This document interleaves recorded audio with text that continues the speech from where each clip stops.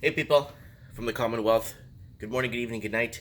Whether you're in Canada, UK, Australia, especially Australia, and Western United States, well, the whole United States, let's be fair here. We've been talking about this on my channel for many years now, and we've been talking about negative interest rates and how it will affect every human being in every English Commonwealth country. And Australia is making moves. I made a video about 6, 7 months ago where I was just throwing out there that Australia is going to be starting to remove bank machines and stuff like that to make it harder for older people to withdraw cash so that people will be forced onto the digital platform where bank machines will start to disappear.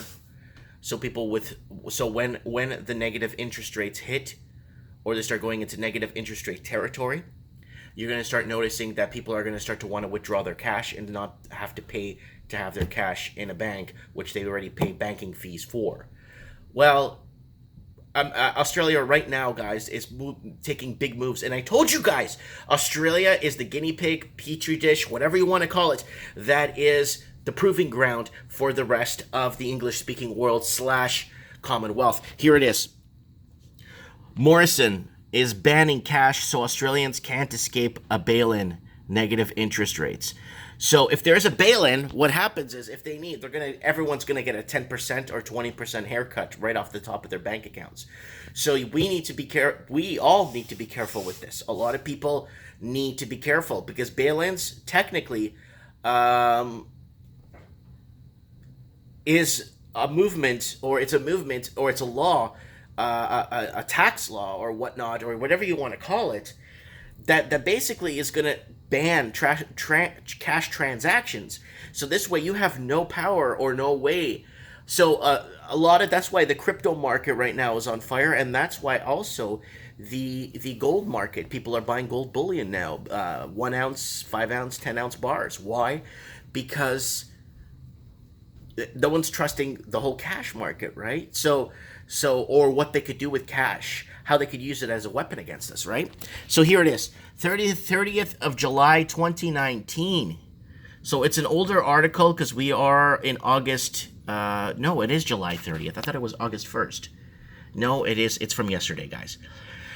A fight against bail-ins is on. The Morrison government has released for consultation a new law that bans cash transactions over 10 large. So this is very dangerous, okay, guys? So if you save your money under your pillow or but you're saying, oh, Mike, that's 10 grand. Well, you know what? That's how it starts. Then it goes to 5, then it goes to 3, then it goes to 1. Very simply, one day you're going to be in a grocery store line up buying groceries and food, and you're going to pay in cash for, let's say, $1,100, they're going to look at you and say, no, you can't use more than $1,100. I'm going to have to report you. So it's going to get there. 10,000 nowadays gets you nothing. It doesn't even get you a car. So let's get realistic here with numbers. The pretext for this law is to crack down on money laundering and tax evasion in the black economy. This is a shameless lie. The formal recommendation to ban cash comes from the Big Four Global Accounting from KPMG, which has a compliance of the world's biggest money launderers and tax evaders. The real purpose for the cash ban is to trap Australians in the banking system so they cannot escape the negative interest rates or having their bank deposits bailed in. So guys, this is very true. It's happened in Cyprus, it happened in Greece, it's happened in many places. And there was a small runoff on the banking system in Germany where people were going to the German banks and removing their money. There have been reports of people in Germany in 2010, 11, and 12 going to the banks and trying to cash in their gold certificates, right? Their IOUs that the bank owes them, gold certificates, and they're not giving them their gold. They're saying, oh, we're going to mail it to you. Go back home. They go back home, they wait a month or two, and they don't have any gold in the mail. They go back and they say, we mailed it to you. It got lost. It's getting pretty bad, guys. Scott Morrison first announced this measure in 2018 budget, originally came into force this month, but now scheduled for January 2020. It was recommended in the October 2017 Black Economy Task Force report by Michael Andrew A.O., who died last month, a former chief global accounting giant KPMG. The report revealed that the strategy is to move people and business out of cash and into the banking system. which makes economic activity visible, audible, and efficient. It gives the game away by nothing that it may benefit: financial stability in the effectiveness of monetary policy, code for policies like bail-in and negative interest rates. To achieve this is recommended moving to a near cash-free economy. A $10,000 economy-wide cash limit should be introduced, but $10,000 is just the beginning. In June 2018, after Morrison announced that KPMG was already lobbying Treasury to lower limits to 5 or even too large. Deception and stealth. When Morrison released exposure draft of its bill law in 2017, he did so on Friday afternoon when there would be no media attention. Of course, only a sharp-eyed CEC staffer spotted it and recognized it as a bail-in, enabling the CEC to mobilize a massive nationwide campaign against it, which continues to this day. The government is being equally sneaky with the law. Treasury Josh Fiberdum, whatever, quietly released the exposure draft of legislation called the Currency Restrictions, the Use of Cash and Bill 2019 last Friday afternoon, 26th of July, and has allowed only 2 weeks for public comment. The exposure draft of the bill has two notable features. It bans all cash transactions over $10,000, enforced with penalty of 2 years in jail. Division 2 is blank, containing only 2 words, to be inserted. What is the government hiding by releasing the incompatible draft on Friday afternoon, allowing only 2 weeks for public consultation? The deception doesn't end there. In its explanation of the law, the government has sought out to make it palatable by emphasizing there will be exceptions to the cash ban, including depositing or withdrawing cash in banks, and curiously, most consumer-to-consumer transactions, such as for a second-hand car. However, the exemptions are not in legislation. They are a separate regulatory instrument to be issued by the minister after the legislation is passed. This means that they are not permanent, but in the future, the minister will be able to scrap the exemptions without requiring new legislation. This is the Salmatantic first passed the law in a form that is politically potable and the slice key of changes in bail-in scenario. In a bail-in scenario, for instance, under the current regulation, people fearing bail-in may withdraw all the money from the bank, but the minister will be able to issue new regulation that suddenly stops people from withdrawing more than 10 large.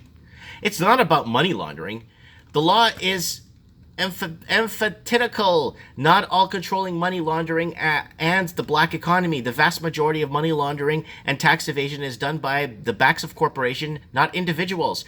And who helps? Yeah, the average Joe Donuts doesn't deduct and work through corporations and corporate numbers and moving money around.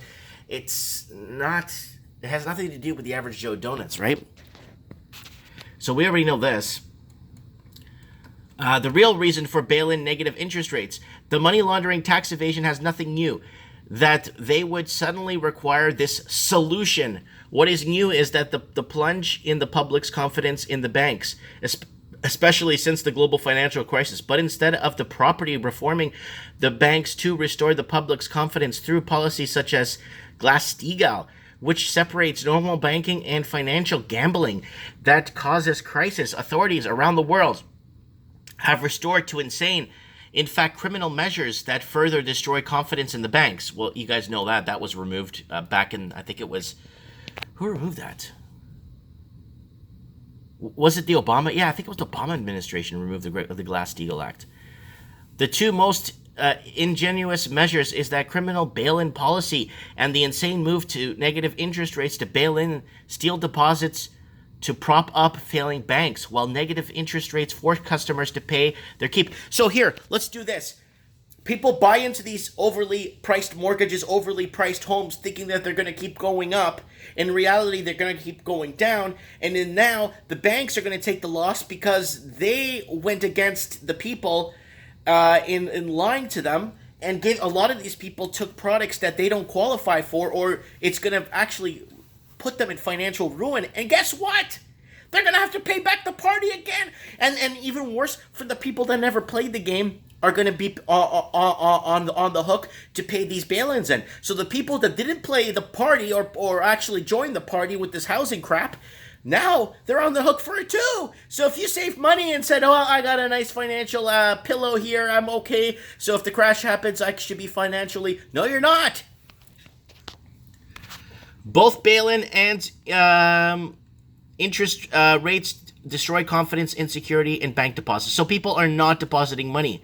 What can he do? This is the most important part. The government has allowed 2 weeks for submission in order to avoid scrutiny. Don't let them get away with it. We have till the 12th of August to swap Treasury with letters and emails, demanding they drop this law. Write an email or letter to the Treasury estate in objection to any law that removes the right to use cash, and demand the government to restore confidence in the banking system by properly reforming the system, by not trapping people in the system so they can't escape policies like bail-in.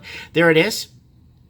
Black economy at treasury.gov.au. Here it is. So if you guys want to send an email, I did already. I wrote a very nice, well-detailed email. And no, there's no spelling mistakes like I usually write. I took my time with this and actually threw something together that made some sense. Awkward grammar. I made this one really sound good. Yeah, with the Glass-Steagall Act being removed, allowing banks to basically run amok with people's futures, and then these bail-ins, which are very dangerous, that are destroying us. That's going to destroy our futures. Every bail-in that happens destroys the next generation, right?